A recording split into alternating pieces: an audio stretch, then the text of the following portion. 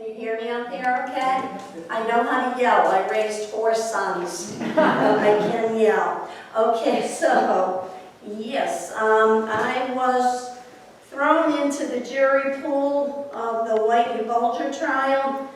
Originally, there were about 850 of us, and I was unfortunate enough to get chosen, okay? When we got down to the last 18, because we had the 6 alternates, and we looked at each other in that courtroom, there was shock on everybody's face. Nobody really wanted to be there. It was a little bit scary, okay? And they didn't, people will always say, did they keep you there? And no, they didn't, and they should have. Certainly they should have. In the middle of the trial, one of the witnesses got murdered, okay? And so we all knew that because our family was very concerned, all right? But still, they sent us home. So go figure, I don't know, I don't understand. Okay, we'll go to the next one. This is an iconic picture. How many saw this picture? Well, yeah. I remember exactly where I was when this picture was on the television. And to tell you the truth, I knew nothing about Whitey Bulger. I was a blank slate.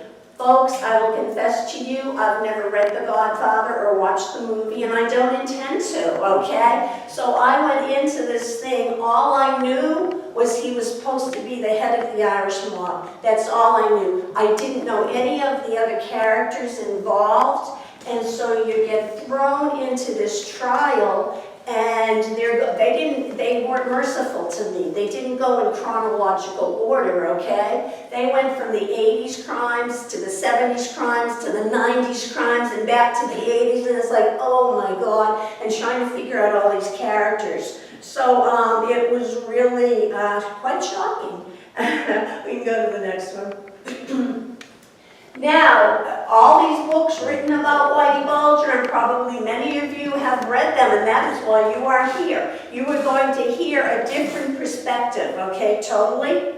All right, so hang on with me, all right? So we have Black Mass, we have Brutal, we have Whitey Bulger. And the next one, we have Howie Carr's books. An interesting fact about Howie Carr's books that came out during the trial from John Materano's own mouth in the witness stand was that these books were not written about Flemmi and Materano. They were written with Flemmi and Materano. And if you purchased the book, they got half the royalties. At the time of the trial, John Materano told us he had made $70,000 off that book, and he got $250,000 for movie rights. But nobody knew they were paying for Johnny Materano's lifestyle, right? Next one. And of course, the reams of newspaper articles, okay? Which I knew nothing about any of them. The movies. I think my thing just died on. Okay, there we go. The movies, all right? So all this information about Bulger for the past 30 plus years, okay? And get into the trial, and I didn't know any of this going in, of course. So everything was new to me. So these are the characters that I will introduce to you. The prosecuting attorneys from the Boston U.S. Attorney's Office. In the center is Fred Wyshak, and he has been involved in all things Bulger for, I think it was 25, 30 years. Okay? Anything that came up within the Department of Justice in Boston that pertained to Bulger, he was the one in charge of it. And you have Brian Kelly over here, and Zach. Zach's last name begins with an H, I don't remember it right now, but I will tell you one thing about these guys, because you're sitting there for 10 weeks and staring at them, right? They're right in front of you. And these guys didn't know how to cover their emotions. So the jury watching them, you could always tell when they were upset. And they each had their own little quirky thing, okay? I mean, you got to entertain yourself somehow, right? So Fred would just get all flustered and go, objection, objection, objection. For a while, one of the jurors was keeping track of how many objections there were. We lost count after like 400, I think. And then Brian, he had a funny little habit. He would lick his finger and wipe his hand when he was upset. It's like, are you kidding me? Okay. And Zach just got red in the ears, all right? So you learn to read them. which was, so you always knew when something was happening that they didn't like. And these are the defense attorneys. Oh, next, I'm sorry. The defense attorneys, Jay Carney and Hank Brennan. These guys, I think, took acting lessons, okay? You could never read them. Never, ever, ever read them. And I will tell you, well, one little thing was when Jay Carney gave his opening statement, he said to the jury that my client is guilty of most of the charges. And I don't know, I'm not a lawyer or anything, but I thought, that's really weird. Can we go home now? You know, I mean, he just told us he's guilty. What are we supposed to do with this? And I looked over at Hank Brennan and Whitey Bulger sitting at the table, and they were just cool and calm and collective. You know, they didn't look up, they didn't do anything. And I thought, oh my gosh. Well, I talked to Hank Brennan after the trial, and he told me that he was shocked by Jay Carney saying that, but he didn't show the emotion. Again, they took drama lessons, I believe. But I will say this, if you ever need a defense attorney, if you're in trouble, you want to call this guy? I have his phone number on my phone, okay? And if you are ever going to be cross-examined by him, you need to be afraid, all right? Now, some of you might recognize him. He was the prosecutor in the Karen Reed trial recently, okay? Which was a shock because he's a defense attorney. Okay, but he's amazing.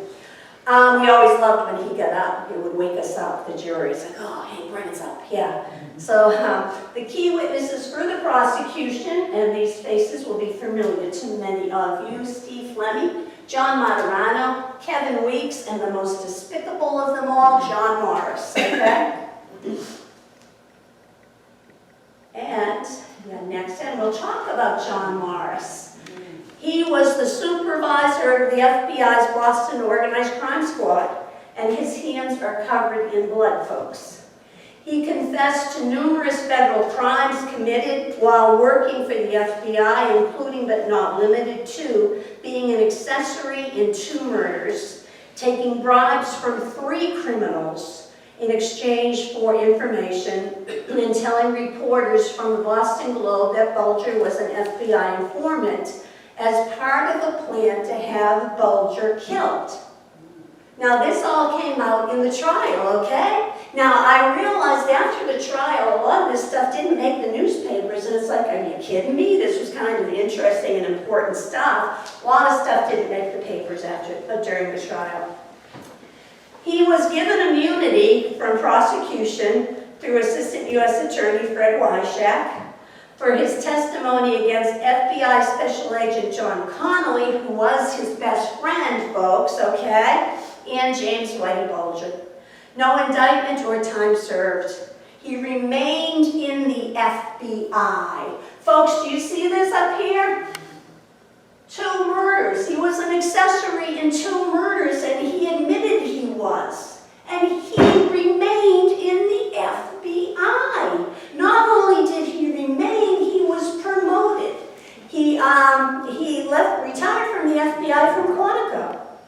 And he now lives in a normal neighborhood among hard-working families. Do you know who your neighbors are? Do you know? Okay. This guy was unbelievable. And I call him the most despicable because he was supposed to serve and protect, and he was doing all this. The treachery of John Morris. These are the murders he was involved in. Brian Halloran and Michael Donahue. Brian Halloran had been an informant for the FBI. He was put in witness protection, and he was actually sent to Cape Cod to hide with his young family. He had a wife, a young toddler, and his wife was pregnant. And he was giving information against Whitey Bulger. Well, John Connolly and John Morris were saying at the same time that Whitey Bulger is their informant. Well, you can't have one informant telling about the other informant. It just doesn't work, okay? So this caused some problems. So they decided they needed to get rid of Halloran in the witness protection program and throw him out into the wind, okay? And we'll talk about that a little later, about the FBI agent that tried to keep that from happening.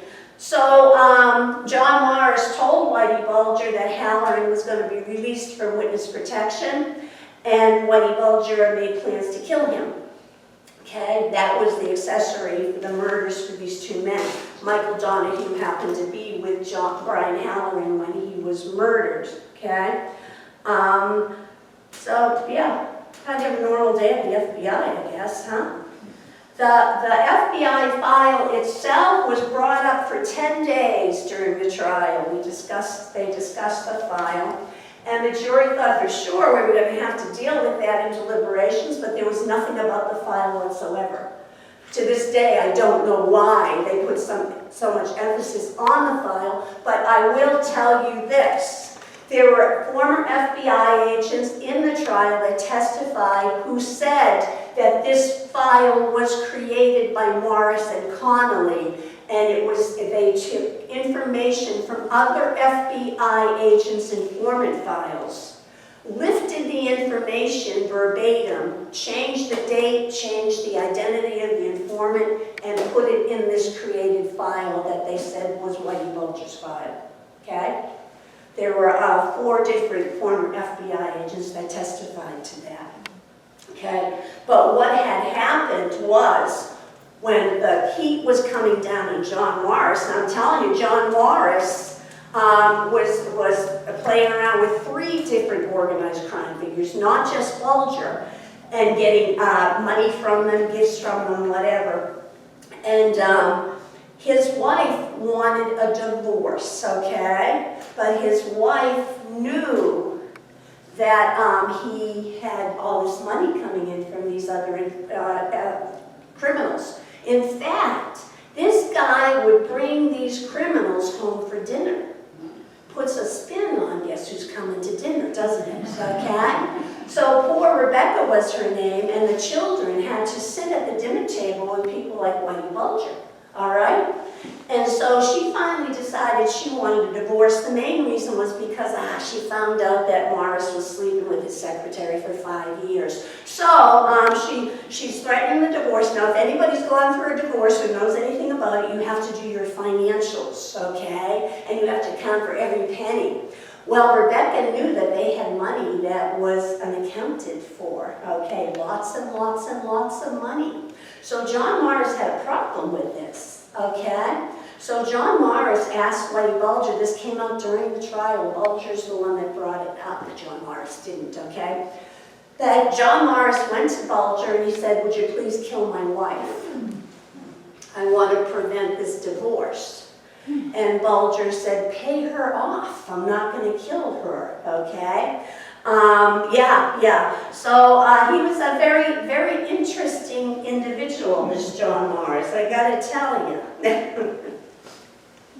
And when he got off the stand and was leaving the courtroom, when he was done testifying, the prosecuting attorney, Brian Kelly, put his arm around his shoulder and walked him out of the courtroom like he was a good guy. Good job, buddy. It was disgusting, okay? This was another, Johnny Materano. Come on, folks, we all know him, right? Again, I'm telling you, I didn't know these guys, all right? So when John Materano walked into the courtroom, a hush fell over the courtroom. You could have heard a pin drop. It's like, who is this, okay? And he took the stand for about 2.5 days. And when Johnny talked about all the murders he committed, it was like he was pushing a fly off his arm, no emotion whatsoever, okay?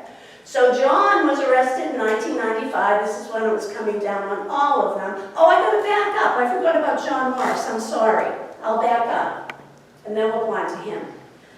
So when he was coming down on John Morris, all right, and he was afraid that Bulger maybe would get arrested and start talking himself about all the deals and all this type of thing and asking him to murder his wife, right? So John Morris went over to the Boston Globe.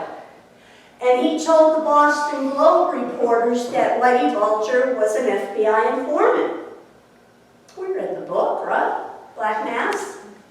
2 journalists wrote it. Gotta be true, right? An FBI agent is never, ever, ever, ever, ever supposed to identify an informant. Not only did he make this claim to the Boston Globe, the Boston Globe should have known ethically that he was not supposed to identify an informant, and they should have questioned as to why he was doing this. But no, the story made money, right? That's the name of the game, right? Okay, now we can go over to John Maturano. So when John Maturano was arrested, he was the smartest of the bunch, okay, other than Morris.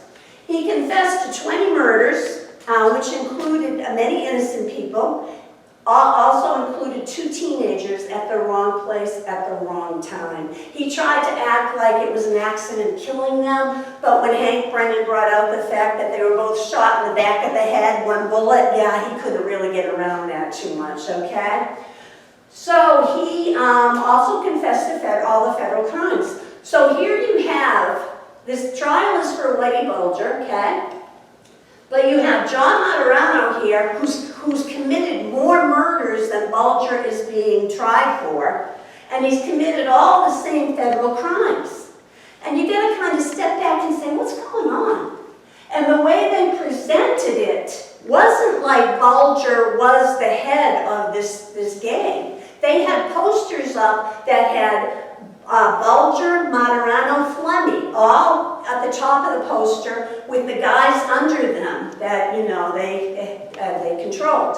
But it was never said that Bulger was the head of this gang. So you're sitting there in the jury, this I was, and I'm thinking, I don't get this. I don't get this. This guy committed more crimes. Why isn't he the one that they're after? So, he quickly wanted to make a deal with the Boston U.S. Attorney's Office with Fred Wyshak. And he told the jury that he never thought Bulger would get captured. Okay, they all said that. They never thought Bulger would even get captured. And he told the jury that Fred Wyshak came to him the first time and said, we can make a deal, give me enough information. And Maturano gave information, and Fred Wyshak, now he's killed a lot of people, he's headed for the electric chair. And Fred Wyshak basically said, you're not giving me enough information, you're going to fry. And he left. And he came back a second time. You're not giving me enough information, you're going to fry. This went on 4 times before Maturano gave him what he considered enough information, and Maturano got his deal. Now Maturano's deal was that, first of all, his girlfriend, who he had been on the lam with, I know all the lingo, folks, okay? So he was on the lam with his girlfriend for 16 years, the exact same amount of time that Bulger was on the lam with Catherine Gregg, okay? And his girlfriend would fly back to Boston from Florida, and she would pick up envelopes filled with cash. And she would get back on the plane and go back down and give it to Johnny. That's called money laundering. It's a crime, okay? So then she lied to a grand jury twice. That's a crime. But she never spent a moment in prison except to go visit Johnny, because that was part of his deal. She's never going to be charged with a crime, okay? Another part of his deal is he would serve less than 6 months for every murder he committed and every crime he committed. He served 12 years in prison. Can you imagine being the parent of those teenagers? Their lives were worthless in the eyes of the court, okay? While he was in prison, he had $6,000 in his account at all times, so he never had to want for anything. You and I paid for that, folks, okay? And when he left prison, he was handed $20,000 to help him get started. Basically a bounty for $1,000 for everybody he killed. Do you think this was disturbing to the jury? You better believe it was, okay? He was allowed to write his book, and he never had to pay a cent to any of his victims. That was part of his judgment as well. He's now receiving Social Security, and he lives in a normal neighborhood among hard-working families. If you're a sex offender, you have to sign a registry. If you're a serial killer, you don't. okay? All right. Now, he murdered, these are the teenagers, Elizabeth Dixon, 19 years old, and Douglas Barrett, 17 years old. They were murdered by him on January 6, 1968, and their lives mattered.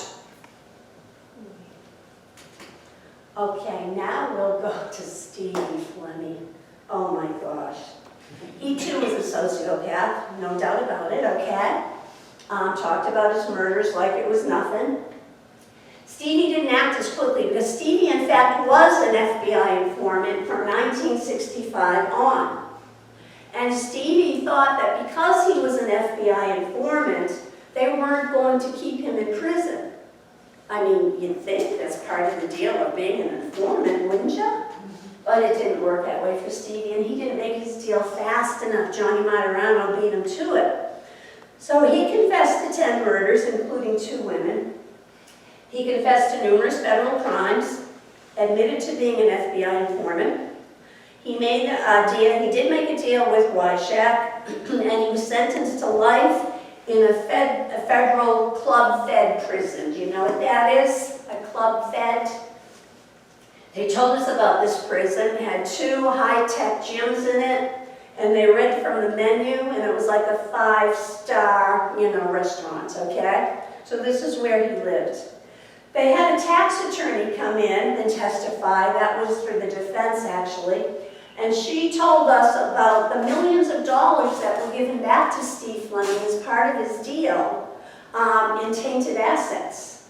So we figured, the jury wasn't quite sure. It was somewhere between $3 and $7 million. We couldn't really keep track of it. That was given back to him. Now, if he's going to spend his life in prison, why does he need millions of dollars?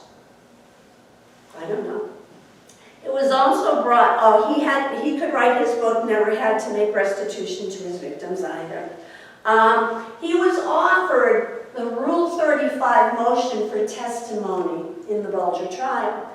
And we were ushered out of the courtroom when that was brought up, and then we came back and it was explained to us what that meant, that any testimony he gave for the Department of Justice, he would kind of get credit for it and time off the sentence, okay? So he's basically a professional witness in a lot of these cases. I don't know if you recall, a couple of summers ago, he was the main witness in the trial against Cadillac Frank Salemi. Yeah, so whenever there's a big trial, Steve gets called in to testify against these people, even though Steve was involved in the murder that Cadillac Frank Salemi was being tried for. That didn't matter, okay?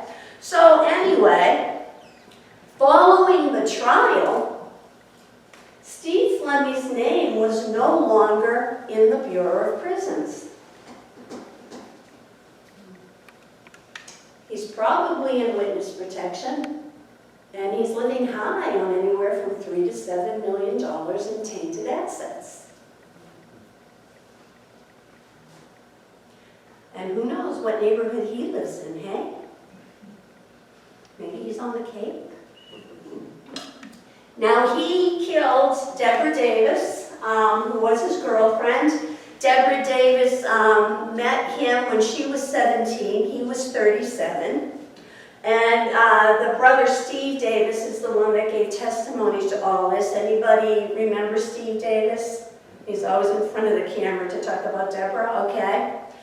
So he gave this testimony, and he said, because I'm sitting there thinking, as a mother of 5, why is this 17-year-old going out with a 37-year-old? What's wrong with this? Well, Steve went on to tell us that his father objected to it, okay? And Debbie would come home with all these wonderful gifts, including a sports car. And when she came home with the sports car, the father got mad, and he went out and he beat the windshield with a bat, okay? Well, the next day, he was found dead on his porch with a bullet in his head. Yeah, I don't know, maybe Stevie didn't like that. So she would continue getting these gifts, as would her mother, Olga. And this is what Steve Davis is telling us. And he's telling the story as though it's the most natural thing in the world. Like, all families do this stuff. All families find their father dead on the porch, right? So they were 7 years. She was young. She wanted to get married, have a family. He wanted nothing to do with that. So he would send her off on these exotic trips with her mother. And on one of these trips, she met a young guy and fell in love with him in a different country. And she came back and they had made plans, because she was living with Flemmy. They made plans that her new lover would call her at her mother's house, okay, at a certain time, and she would be there. Well, Flemmy thought something was going on, so he tapped the phone at her mother's house. And he found out that she was making plans to run away to be with this guy and marry him. So the exact same day that she was supposed to fly out of Logan Airport, she went missing. And wasn't found until 1981. Excuse me, folks. And her mother, Olga Davis, I hope I don't have a coughing attack now. She went to the FBI after Deborah went missing, and the FBI agent she went to testified in the Bulger trial. And she told the FBI agents that she suspected that Steve Flemmy killed her daughter and killed her husband. She made no mention of Whitey Bulger being involved in that whatsoever. It was Steve Flemmy. And she had the FBI agents working to try to find Deborah's body. And they met with her several times, and the 8th time they met with her, she told the FBI agents, oh, I know you're probably not going to find Deborah's body, but could you at least find her white fur coat? Because that was the most normal thing to request of the FBI, okay?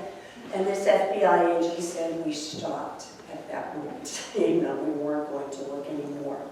So then Steve started dating the younger sister, who later committed suicide, supposedly, okay?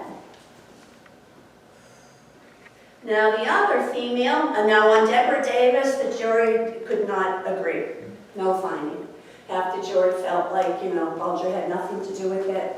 And a lot of the RICO charges, the way they come down, it's guilt by association. If my best friend Sally goes rob a bank, I'm guilty. Okay, so there was a lot of bickering in deliberations over that type of thing, and we could not agree on Deborah Davis. Debbie Hussey was the other female that was killed. She was 26 years old when she was murdered. She had known Flemmy. Her mother lived with Flemmy from the age of 2 years old. He's the only father she knew. In fact, Flemmy told us that he used to read her bedtime stories, tuck her in at night. But then when she got older, he did more than just tuck her in at night, okay? So she was telling her mother didn't believe her. Her mother basically told her to leave. She left and ended up coming back, and she's a kid. And Flemmy got even worse. He was out and out raping her at this point. And she told her mother again, and her mother threw Flemmy out for a while, but it didn't last. So Deborah, she's in this situation, she doesn't even know how to survive. So she ends up prostituting herself to survive, and she ends up becoming a drug addict. Well, Flemmy supposedly tried to help her numerous times with her addiction and sent her to other parts of the country, but she kept coming back because Boston was her home, it's all she knew, and she would end up back on the street again. So one night, Flemmy told her, it was winter time, and he told her he was going to buy her a new winter coat, but I have to stop by this house first and talk to somebody, then we'll go to the store and buy you a coat. And when they got there, this is Flemmy's story, Bulger was there, and so was Kevin Weeks. Now, Flemmy said that Bulger came out from behind Debbie Hussey and he strangled her, okay? And she fell to the ground. Kevin Weeks' testimony was that he went up to the bathroom when Debbie Hussey got there, and he heard a thud downstairs. And he came downstairs, and Debbie's on the floor. And so Flemmy and he are going to carry her body. He didn't know who did this to her, okay? They were going to carry her body down to the basement and bury her after Steve pulled out her teeth, because Steve liked to pull out the teeth. He pulled out Deborah Davis's teeth too after she was murdered, okay? So they were taking her down to the basement. Flemmi's holding her, and she starts moving. She's still alive. So Flemmi actually strangled her again until she died. Then he pulled out her teeth. Now, how convenient that Kevin Weeks was in the bathroom. All right? How convenient that he didn't really see anything, but the actual murder was obviously Flemmi that killed her. Now, a person that wasn't in the trial, but was mentioned many times as an accessory in 5 of the murders, okay, was Pat Nee. So this is a picture of Kevin Weeks and Pat Nee. And Pat Nee was arrested in 1987 for smuggling 7.5 tons of armaments to the IRA. The statutory sentence for this federal crime was life in prison with no possibility of parole. Nee served only 18 months. He was arrested again in 1990 in an armored car robbery. Nee was masked and in possession of a machine gun which carried a mandatory life sentence, no parole. And Nee served only 8 years. His release was unopposed and never explained by the Boston U.S. Attorney's Office. He was named as an accessory in 5 murders, as I said, never appeared in court. He was actually named in court as being part of the murder of Brian Halloran and Michael Donahue for the first time the other shooter was identified. And of course the jury was taken out of the room. And what happened when we were taken out was that Nee came in with his attorney, he pleaded the 5th, and he went home. Bye-bye. No charges. Okay? He had a reality show on the Discovery Channel called Sainthoods about his activity in illegal sports gambling. Just right across America, right? He now lives in a normal neighborhood. So what is his deal? What is the secret with him? We do not know to this day. Jeremiah O'Sullivan, he was named a couple times, and when he was named, Fred Wyshak went ballistic. Objection, Your Honor! Sidebar! Jury gets pushed out, and the name's not mentioned again. But I took notice of the name, okay? Jeremiah O'Sullivan. What's this about? Well, I looked into it after, and he was the head of the New England Organized Crime Strike Force, which was part of the DOJ, that brought down the mafia in Boston, okay? He later became U.S. Attorney for Massachusetts. He sought Bulger out at one point with the help of a priest in South Boston and had a meeting with Bulger and John Connolly. And he asked Bulger if he would protect himself and his family from the mafia, because he's bringing down the mafia. And Bulger, he told Bulger that if he did this, if he protected them, that Bulger would be under an umbrella of protection as well from him. Okay? And it was agreed upon. Now at the time, I was a good friend of Congressman Bill Delahunt, and I mentioned this after the trial to Bill Delahunt, and he told me, yeah, they were all afraid at that time. He said he wasn't surprised to hear this. He hired protection for his family because he too was going after the mafia as a district attorney. So it wasn't far-fetched. So Margaret McLean, a law professor at Boston College and legal analyst, found a reference of a 204 congressional memo of a Congressional Committee Government Reform of it's confusing, 1979 memo by O'Sullivan concerning Bulger that is sealed under executive privilege. She couldn't get into it. She wanted to see what this had to do with this possible deal between O'Sullivan and Bulger, and she could not get into it. And that would have been sealed by George W. Bush. So O'Sullivan died in 2009, and lo and behold, Bulger's found a year and a half after. Bulger lived 3 miles from the Los Angeles FBI headquarters for 16 years. But they didn't find him till O'Sullivan was dead. I don't know if that means anything. Just telling you, okay? Okay. Bob Fitzpatrick. He was a former assistant special agent in charge of the Boston office, second in charge under the head FBI guy, and he was overseeing Morris, Connolly, and that whole squad. And when he came into the Boston office, he already had 20 years under his belt, and he told Morris, Connolly, and all the agents in that crime squad that he wanted to interview the informants. So he had Morris take him to meet Whitey Bulger, because Morris said he was an informant.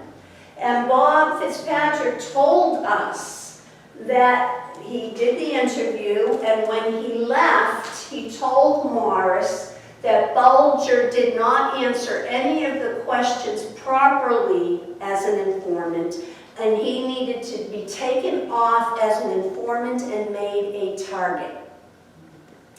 He wrote up a memo, gave it to the special agent in charge, and watched the special agent in charge put this memo, kind of recommending this, into a safe in his office.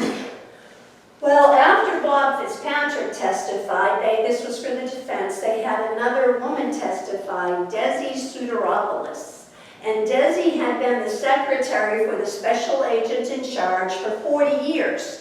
And basically, that's the last stop for an FBI agent. They serve for 2 or 3 years and then retire, okay? So she saw many of them. So she knew this memo was in the safe, and the special agent in charge, Sarhart at the time, told Desi, according to her testimony, that when the next special agent in charge came in, and the next ones thereafter, she was to show them the memo and then have it put back in the safe. And Desi did that until the 4th special agent in charge came along, and he told her to destroy it, because if it was found out, he said, we're all in trouble. She did destroy it, but back in that day you did triplicate, right? Carbon copies. So she did present, one was presented for the court to show them that this had happened. Bob Fitzpatrick, he was the one that was trying to protect Brian Halloran in witness protection. He knew that things were going on in the Boston office that were not good. And when he was speaking out, and they threatened to transfer him to the Midwest. The problem with that was his wife was pregnant in a complicated pregnancy at the time. He could not leave the Boston doctors, so he took a demotion to go to the Providence FBI office, and lo and behold, it was worse there than Boston. So he ended up retiring early, just a few years, under 25 years, and Bob Fitzpatrick never got his pension.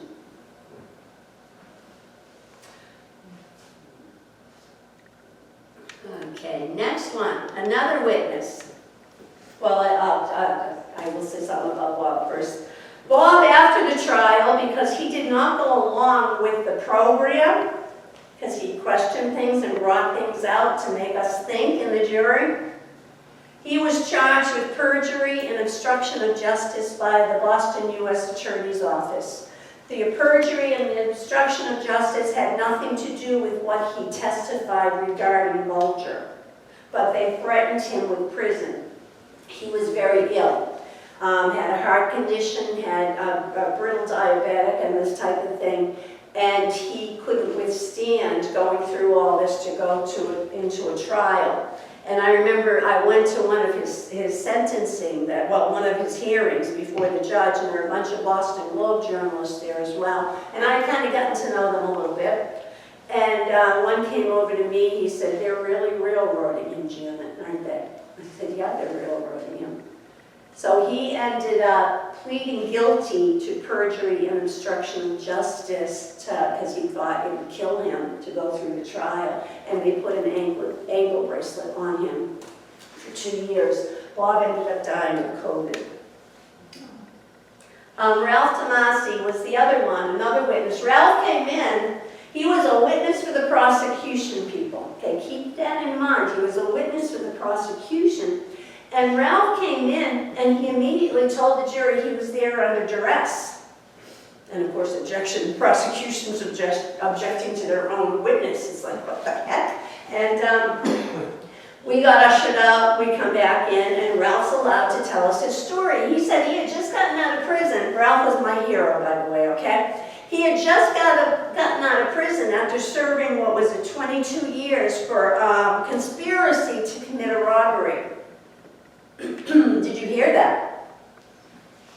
Conspiracy to commit a robbery. 22 years. John Materano, 20 cold-blooded murders, 12 years. Not sure how this works, but that's the way they do it. So Ralph told us that while he was in prison, he saw many murderers leave prison because they would agree to testify against other people. They would make a deal with the prosecution and agree to testify. And he would never agree to do anything like that, you know, the code of criminals. And so he spent the entire time in. And then he was summoned to testify for the prosecution, and he told them he did not want to do this, and they threatened him with 18 months in prison, to throw him back in prison. So he came, but he let us know up front, "I don't want to be here," okay? They're forcing me to be here. So then when they asked him for his testimony, it was the most bizarre situation. Ralph told us that he had met a friend. He had gone to a friend's house in Dorchester, and while he was there was another guy there, and it was this guy's daughter's birthday, a young teenager.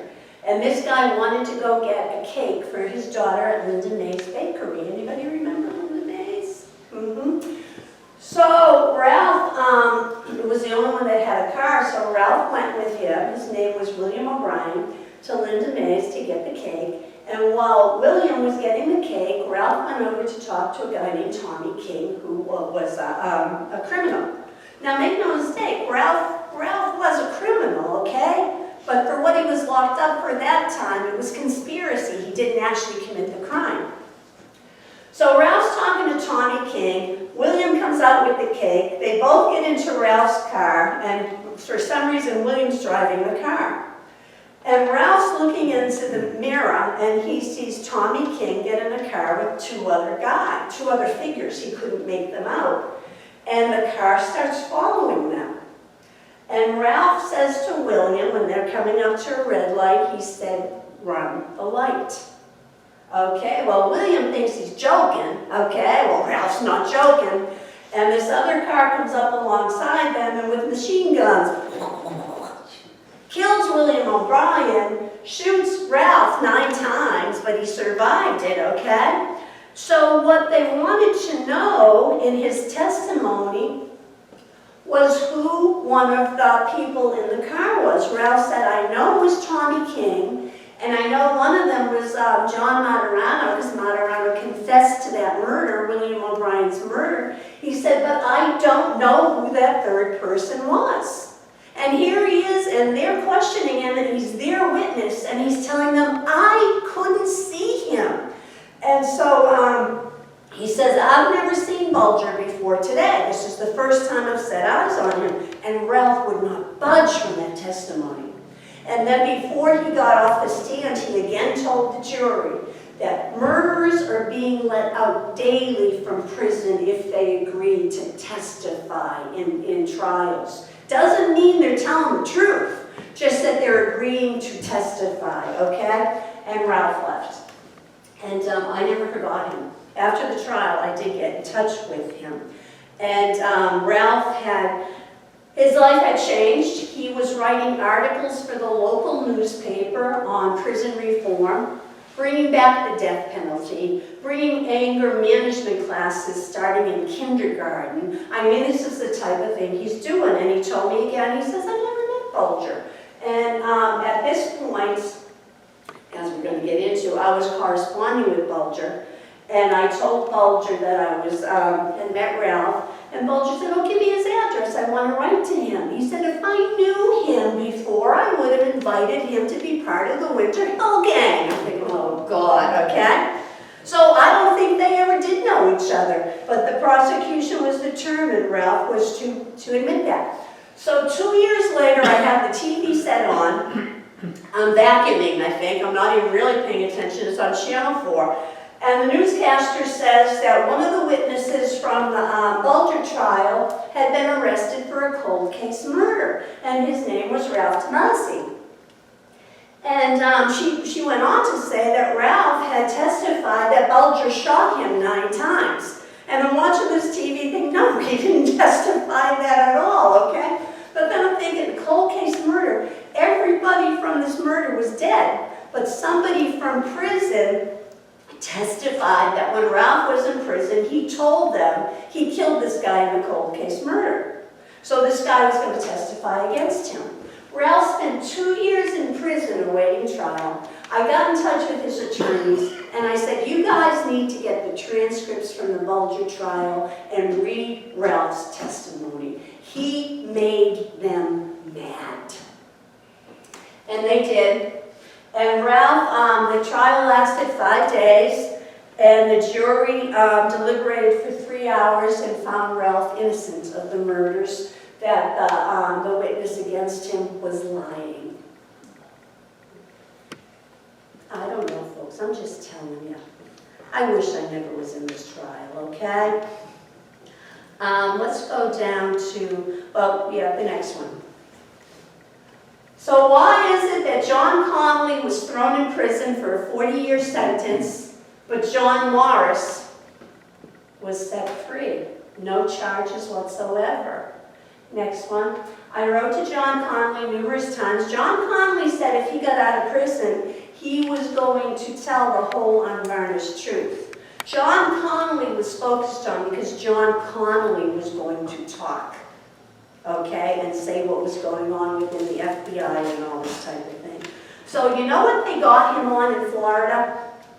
They tried him in Boston in the federal court. Couldn't get anything to stick to him. And make no mistake, John Connolly was a corrupt FBI agent, okay? But what they got him on in Florida, and this is of interest too. So he's taken to Florida because of another murder, and that supposedly Bulger was involved in. And Fred Wyshak, who's a federal prosecutor, takes part in the prosecution in a state case. I mean, that's not even supposed to happen. But Fred Wyshak was the one directing the prosecution. And they found him guilty because he had a gun on his person when this man was murdered in Florida. The man was John Callahan. Well, John Connolly wasn't in Florida when the man was murdered. He was in Boston, and yes, he had a gun in his possession because he was an FBI agent. But that's the charge they got him on for a 40-year sentence. You can't make this stuff up, folks. Next one. Catherine Gregg. When Bulger was arrested, his attorney, Jay Carney, told me after the trial that Bulger told the FBI he wanted to plead guilty to all charges and take an expedited death sentence, and what he wanted in return was leniency for Catherine Gregg because Catherine Gregg had no priors. Catherine Gregg was, she taught in a college dental hygiene. And I told you what happened to Johnny Materano's girlfriend, right? Who was involved in money laundering and lying to a grand jury twice, and she never served any time. Well, during the trial, it was brought up that the probation department had recommended 2 years for Catherine Gregg because she had no priors. Her crime was she fell in love with a bad boy and was living with him on the run. And Bulger would have accepted the 2 years as leniency and avoided the trial and taken the death sentence. But the Boston U.S. Attorney's Office didn't want that to happen, and they ended up throwing 11 years and 3 months at Catherine Gregg. And a lot of that time in solitary confinement. Balance it, folks. 11 years, 3 months for being in love with a bad boy. 12 years for killing 20 people. And this is all testimony, okay? Next. Now the reason, after the trial, I got in touch with Bulger because I realized after the trial, I went to all the books and the newspaper articles that I had never read because I had so many questions from the trial, and quickly realized, let me back up a little bit before I tell you this. So when we went into deliberations, 5 members of the jury would not accept the testimony of the key witnesses against Bulger as truth. If I were headed for the electric chair or a long prison sentence, I would, and I never thought Bulger would get captured, I would tell Fred Weishak whatever he wanted to hear. It didn't mean it was the truth. 5 members of the jury. So when I got out and I started reading the books and the newspaper articles, I quickly realized they were all based on the same testimony of these witnesses that 5 members of the jury thought were lying. It was the narrative that was fun. Then I quickly realized, I've already written 2 books on the American Revolution, I quickly realized that no journalist ever went to Bulger or corresponded with Bulger. You always go to primary source information. So I decided I'm going to write to Bulger. I have questions. So I wrote to him, he wrote back. We ended up writing on a regular basis for 5 years. I have 70 letters from him. He put me on his visitation list. I went to visit him 3 times, spent 15 hours with him in face-to-face conversation, no further away than we are, with nothing in between, okay? Now, he told me things that I never wanted to hear, okay? But what he did tell me every time, and what he wrote in the letters was, Janet, don't ever forget I'm a criminal. He didn't deny all the murders. He denied the murders of the women. He said the 3 things he wanted to see, 4 things he wanted to see happen before he died, was that people would realize he didn't kill the women, that he was never an FBI informant. He wanted to see Catherine let out of prison, and he wanted to talk about this. And this is what kept me connected with him, because I wasn't interested in his criminality. And in him telling me that he didn't commit these other murders, he didn't commit the Whalen murder or the Callahan murder too, he said, he went into great detail, God help me, of why he wasn't involved in any of those murders and what he would have done had he been involved in those murders, okay, in great detail. And then he told me about 2 murders he committed that nobody knows he committed. So I walked away thinking, okay, he's got nothing to gain by telling me this. I don't know. The man was not a sociopath. Let me make that clear. He had great capacity for compassion and empathy. Great capacity. I had a child die when I knew him. And his words to me and his letters to me were the most sympathetic that I received from anybody. Okay? So what happened here? He would send his letters and he would write the time of day on his letters. And it was always 1, 2, 3 in the morning. And I asked him very early on, Jim, why are you up all night writing letters? I mean, the guy's in his 80s. And his response to me made absolutely no sense. I thought he was insane, okay? He said, ever since MK Ultra, I can only sleep 2 hours and I wake up either with a nightmare or hallucinating that wild animals are attacking me. I read that and said, what the heck's he talking about? This was never brought up in the trial. So the next letter I said, what is MK Ultra? And I began to Google it. And I quickly found a bunch of stuff and his name associated with some of it. And basically, in a nutshell, it was a highly secretive CIA experiment done in the 50s and 60s where the CIA was trying to modify human behavior through the use of LSD. Bulger was 26 years old when it was done to him. He was in prison for robbery. He had never killed anybody at this point in his life.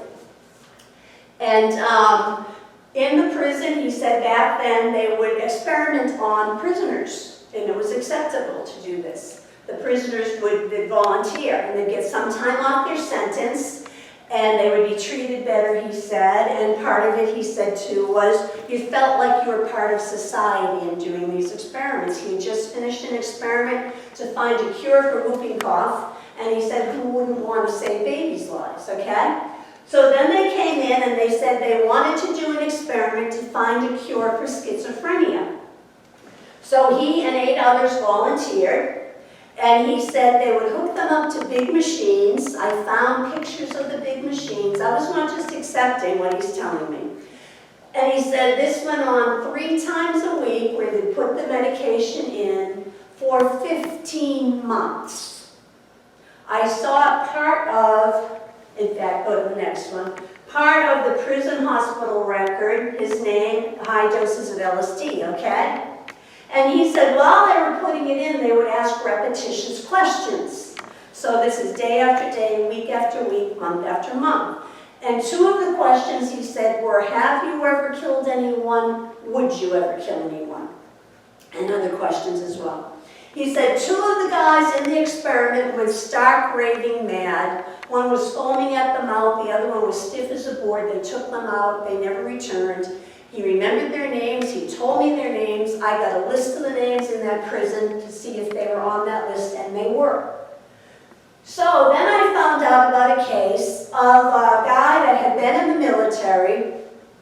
He found out that he was made part of this experimentation in the military, and he lost his family because he would hallucinate or have nightmares every night that wild animals were attacking him, and he beat up his wife and children, and they left him. He took his case all the way to the Supreme Court, and the Supreme Court threw it out for matters of national security. I got in touch with the attorney that was handling that case for him, who still teaches law in California.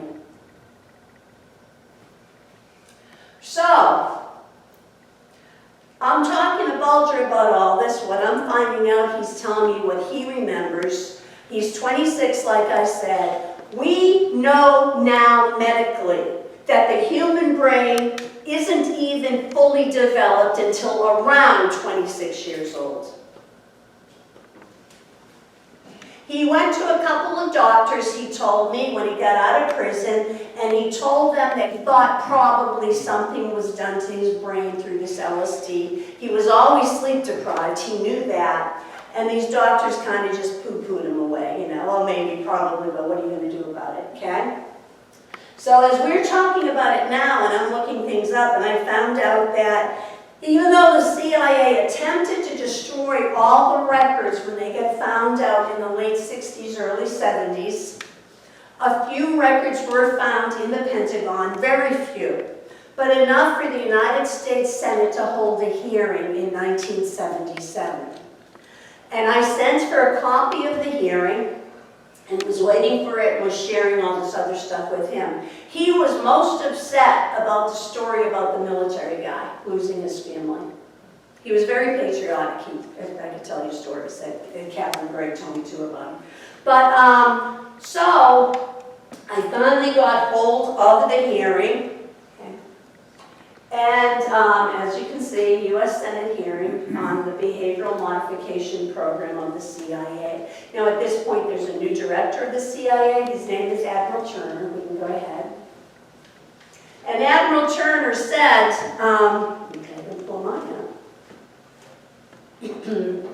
We are here to do this, What we are here to do is to give you all the information that we now have and which we did not previously have on a subject known as Project MK Ultra, a project which took place from 1953 to 1964. It was an umbrella project under which there were numerous sub-projects for research, among other things on drugs and behavioral modification. There are also names of 80 institutions where work was done or with which these people were affiliated. The institutions include 44 colleges and universities, 15 research foundation or chemical or pharmaceutical companies or the like, 12 hospitals or clinics, in addition to those associated with the universities, and 3 penal institutions, 3 prisons. He also said that they didn't have the numbers exact, but at least 1,000 military personnel. Now, nobody who partook in this experiment knew what was being done to them. Therefore, they did not volunteer. They were lied to about what was happening. We can go to the next one, or did you already? Now, I am going to jump, well, no, we need this one. So, in the midst of this hearing, there was a Senator Huddleston from Kentucky who asked Admiral Turner, was there any evidence or any indication that there were other motives that the agency, CIA, might also be looking for drugs that could be applied for other purposes, such as debilitating an individual or even killing another person? Was this part of this kind of experimentation? And Admiral Turner said, yes, I think there is. And he went on. And he went on, they talked about hitmen as they go on, making hitmen. Now, we can go on to the next one. This is Bulger before MK Ultra. And this is Theodore Kaczynski, a Unabomber. He was made part of this experiment while he was an undergrad at Harvard. He was only 17 when they did it to him. His mother had to sign a permission form to him to be part of this experiment that they lied to her about. Okay? Next one. Again, Bulger before it. And the other picture is of Bulger leaving the Atlanta prison where it was done to him for 15 months, and he left the Atlanta prison and went to Alcatraz. He loved Alcatraz. Everything he said in his letters was positive about Alcatraz. And it's like I'd sit there and think, what the heck? And then I realized it's what saved him from this LSD experiment. But look at the face, look at the change. And here's another guy you might recognize. This book that came out about him during COVID, so it didn't get much traction, but they're doing a documentary on it now. There are 2 strong connections to Charles Manson being tied in with a CIA operative in San Francisco that was working on MK Ultra, and he also had just come out of a federal prison.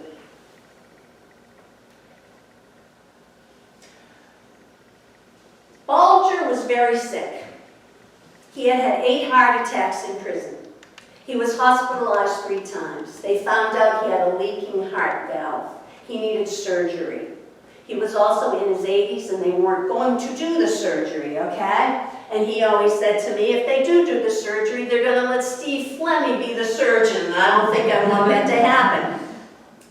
So he knew he was dying, and he expected the 9th heart attack would kill him, and it probably would have, all right?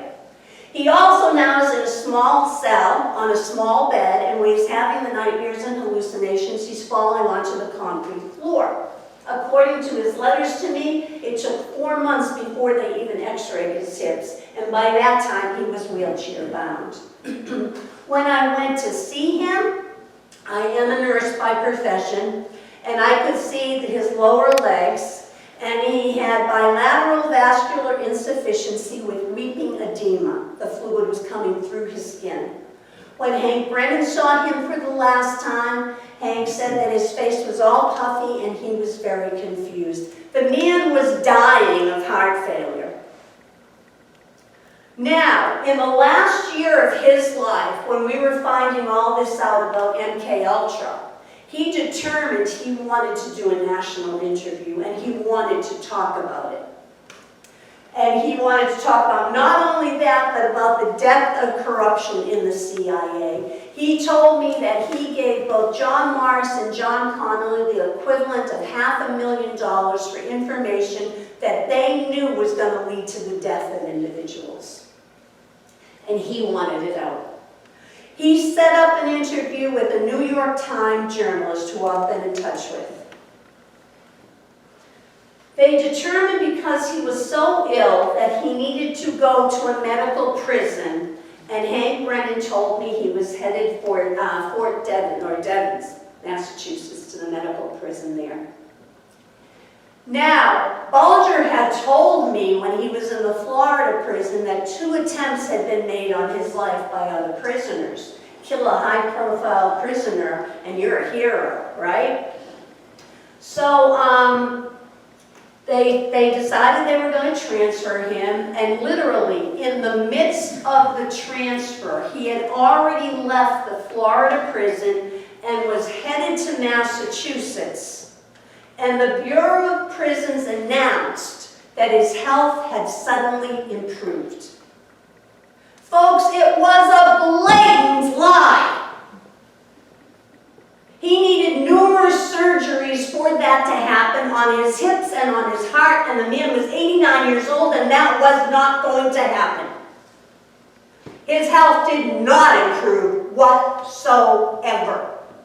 And they immediately transferred him to a prison in West Virginia that had a history of severe violence, that had a New England Mafia hitman there who believed Bulger was an informant. And I was told by the New York Times journalist that the prisoners knew before the guards knew that Bulger was coming. He was left unguarded in general population, and he was brutally murdered within 8 hours of arriving. They saw these 2 guys go into his cell on the camera and come out of his cell, and it took them 3.5 years to indict them, and they got a slap on the hand. Bulger was dying. It was only a matter of weeks before he would die a natural death from heart failure. What happened to make them decide to send him to be assassinated? Could it have been the fact that he was going to do an interview for the New York Times? I have gotten in touch with every news outlet you can name, told them I have these letters, told them I interviewed this man that nobody's ever interviewed. You can't backtrack on a 30-year narrative, can you? You can't say, oh man, maybe we got some things wrong here. I had 2 editors from 60 Minutes in my home here in Eastham. They spent 4 hours poring over these letters, and they were excited. They went back to New York and they dropped it. Was Bulger a criminal? He absolutely was a criminal. I helped send him to prison. In fact, when I first went to see him, my sister was with me because he didn't want me coming along in the prison. And he's looking at my sister talking to her, and he says to her, yeah, there was one juror that wanted to see me behind bars for life. She said so in an interview. And he pointed at me as he's talking to my sister. And I just kind of laughed. I was scared to death, but I laughed and I said, yeah, and you still kept writing to me, didn't you? You know? I sent him to prison. He deserved to be somewhere. He was a criminal, and he in fact did kill people. But if I knew what I know now, he told his attorneys not to bring up MK Ultra because at the time, they wouldn't tell me this because of attorney-client privilege. They told me you can't, but he told me it. Because at the time, he only thought he was sleep-deprived. He didn't know the depth of it. If I had known this during that trial, Could I have said he was guilty of murder beyond a reasonable doubt? Yeah, he killed people. He told me he killed people. But was he programmed to kill them? I don't know. I couldn't have found him guilty of that. Should he have been in a psychiatric institution? Absolutely, he was dangerous. But should he have been in a federal prison? I don't think so. And the same with Ted Kaczynski. He spent years and years and years in the worst federal prison in this country, never saw the light of day, in solitary confinement. Why? Because at the age of 17, the CIA put LSD into him over and over and over and over again. Should he have been in that prison? He was dangerous. Or should he have been in a psychiatric hospital? And how many out there of these military guys have lost their families, and to this day, their children don't know why Dad went crazy, and their grandchildren don't know why they can never see Grandpa because he's gone crazy. And nobody knows what happened to these guys. It's a disgrace. Oh, that's the guy that killed Bulger. Here you go. So who planned the murder? And how far up the federal chain of command did it go to have him murdered? Was it the CIA? Was it the FBI? Was it the DOJ? Was it all of them combined? I have no idea. Dead men don't talk, or do they? I'm not going to shut up. Next one. I write books about the American Revolution. People ask me this all the time. Aren't you afraid what you're doing? Yeah, I'm afraid. But I'm going to do it anyway. Because our founding fathers and mothers, one of the pillars of this nation, the founding pillars, was a fair and just judicial system. Great Britain was interfering with their courts, and they were willing to die to have that established, and that pillar is eroding, folks. And when that pillar falls, this country falls. So that's why I do this, and I will not stop. So thank you very much. Any questions?